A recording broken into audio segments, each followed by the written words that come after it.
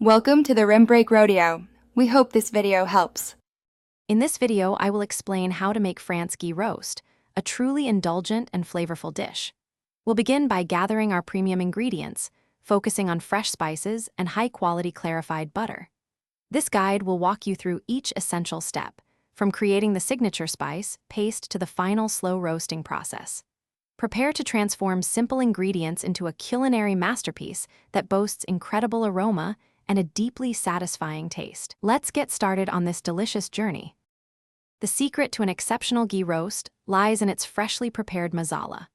Start by dry roasting whole spices such as 2 tablespoons of coriander seeds, 1 teaspoon of cumin seeds, and 1 teaspoon of black peppercorns until fragrant.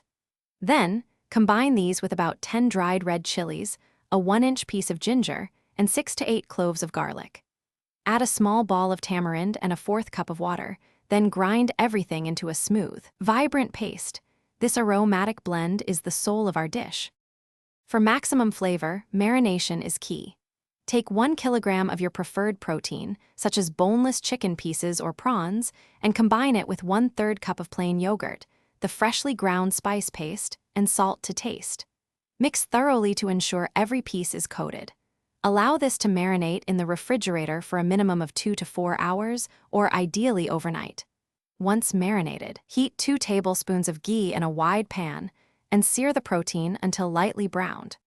Now for the grand finale, the slow roast.